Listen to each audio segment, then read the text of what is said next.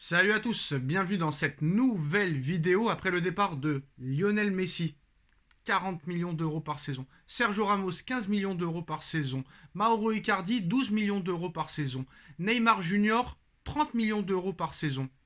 Marco Verratti, 10 millions d'euros par saison. Tu rajoutes les autres départs entre Dina Ebimbe, entre Renato Sanchez, entre toutes les autres recrues qui vont quitter le Paris Saint-Germain. Paris va économiser entre 120 et 130 millions d'euros de salaire par saison.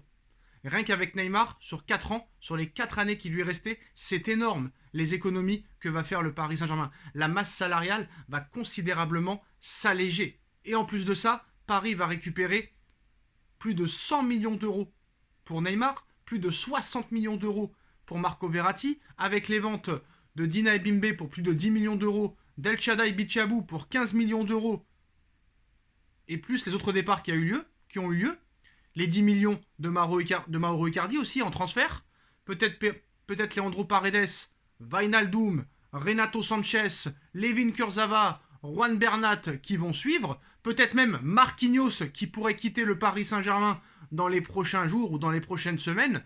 Paris va se mettre bien niveau financier et n'aura plus du tout de problème avec le fair play financier et l'UEFA. Quoi qu'il en soit, Marco Verratti et Neymar, il faudra les remplacer. Paris cible de nombreux joueurs à ce poste-là. C'est vrai que le départ anticipé de Neymar Junior et de Marco Verratti pourrait être à cause de Kylian Mbappé. Comme vous le savez, Mbappé, la saison dernière, avait demandé le départ de Neymar et de Verratti. Un numéro 9 de franciser l'équipe, chose qu'il n'a pas eu l'année dernière et chose qu'il a cette année. Numéro 9, Gonzalo Ramos. Milieu de terrain, Manuel Ugarte. Franciser l'équipe, Lucas Hernandez et Ousmane Dembélé qui sont ses meilleurs amis en équipe de France. Peut-être l'arrivée prochaine de Randal Kolo Muani et de Bradley Barcola. Donc toutes les promesses qui n'ont pas été tenues l'année dernière sont presque tenues cette année. Mais en tout cas, Paris va faire très clairement d'énormes économies. Et tous ceux qui disent c'est une honte que Neymar et Verratti soient partis, le PSG avait besoin de ces joueurs-là depuis des années. Soi-disant, on en a besoin, et depuis des années, ça collectionne les cartons rouges, ça collectionne les blessures, ça collectionne les polémiques et les problèmes extrasportifs. Donc on n'en a pas besoin. Ils seront mieux en Arabie Saoudite, à l'infirmerie saoudienne.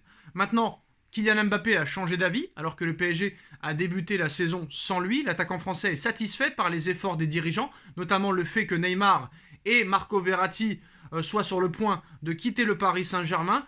Et Mbappé, en interne, pousse pour le recrutement de Bernardo Silva, qu'il semble bien lointain, le temps où Mbappé et Neymar débarquaient en même temps et ensemble au Paris Saint-Germain pour tout casser. L'attaquant français était même jugé trop proche du Brésilien à l'époque, sur le terrain comme en dehors, avec le fameux danger de se neymariser à l'époque. Depuis, les deux camps se sont éloignés au point de désormais être arrangés dans la case des ennemis.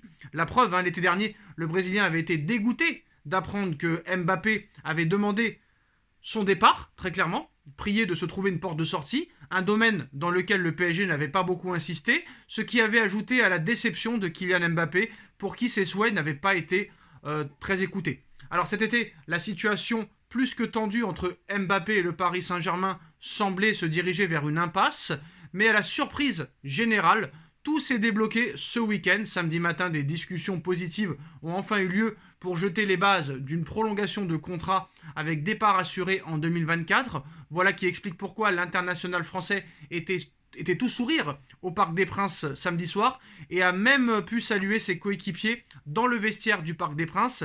Quels sont les éléments qui ont permis de débloquer une situation tendue et surtout qui paraissait très clairement inextricable, très clairement. Donc, il ne fait aucun doute que les événements de la semaine passée ont pesé très lourd. Le recrutement d'Ousmane Dembélé et de manière générale celui effectué par Luis Campos cet été satisfait plutôt l'attaquant français. Mais mercredi dernier, les dirigeants parisiens ont mis clairement Marco Verratti et surtout Neymar à la porte. Le fait de voir le Brésilien être poussé de manière aussi violente vers la sortie a visiblement ravi Kylian Mbappé qui s'est dit que ses volontés étaient enfin respectées. C'est ce qu'affirme le média spécialisé, pour qui cela a beaucoup compté dans la décision du Français d'ouvrir des nouvelles discussions pour une prolongation de contrat. Nul doute que les discussions avec Al Hilal pour le transfert de Neymar seraient donc suivies d'encore plus près. Donc voilà, hein, la dernière ligne droite du mercato parisien s'annonce donc complètement folle, surtout si Neymar part, et en plus de ça, que Verratti part, hein, et que Kylian Mbappé en plus reste comme RMC et l'équipe l'officialise ce lundi. Le meilleur joueur de la Ligue 1 entrevoit en tout cas le bout du tunnel avec un retour à l'entraînement depuis hier. Même si absolument rien n'est signé à l'heure actuelle, le Français en profite même pour confier d'autres exigences, comme celle de faire venir Bernardo Silva, qui n'a toujours pas prolongé officiellement avec Manchester City et n'a pas trouvé de nouveau club non plus cet été. C'est l'un de ses souhaits les plus forts et nul doute que le Paris Saint-Germain va tenter le tout pour le tout afin de donner une toute autre saveur à son été qui était très mal engagé. En attendant, Luis Enrique a eu aussi gain de cause, l'entraîneur espagnol pouvant compter sur Kylian Mbappé pour le déplacement à Toulouse samedi prochain 21h. Et cela change tout. Décidément, le Paris Saint-Germain réussira à surprendre tout le monde. Et c'est peu dire hein, que c'est le cas de ce lundi, puisqu'on est passé en quelques heures de mettre Mbappé complètement hors de l'effectif, complètement dans le placard, à double tour, à être en passe de prolonger un nouveau contrat. Très clairement, du côté de Madrid, le choc doit être complètement brutal. Apparemment, on accuse Florentino Pérez d'avoir fait foirer ce transfert. Tout était réglé entre le Paris Saint-Germain et le Real Madrid. Mais le fait est que Florentino Pérez ne donne pas satisfaction sur le salaire et ne donne pas satisfaction sur les droits d'image de Kylian Mbappé aurait refroidi Kylian Mbappé. Alors est-ce que c'est la fin officielle de Mbappé au Real Madrid? Tant qu'il n'y aura pas la prolongation de contrat jusqu'en 2025, très clairement, tout pourra se passer encore dans ce dossier, hein, qui fait retournement de situation sur retournement de situation.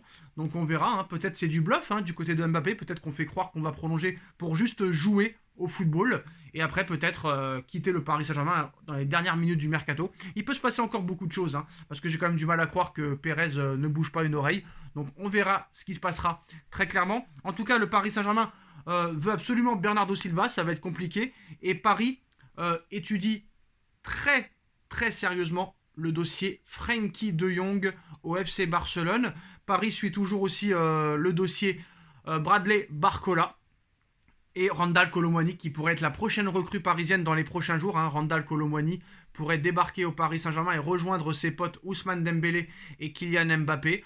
Mais voilà, en plus de ça, De Jong, le Barça serait prêt à écouter les discussions à partir de 60 à 70 millions d'euros, avec tout l'argent que va recevoir le PSG du transfert de Neymar et du transfert de Marco Verratti, au minimum entre 160 et 180 millions d'euros pour les deux. Paris a les moyens de recruter un top milieu de terrain et peut-être aussi un défenseur arrière-gauche supplémentaire. Surtout qu'on parle d'un départ possible de Marquinhos dans les prochains jours, aussi pour l'Arabie Saoudite.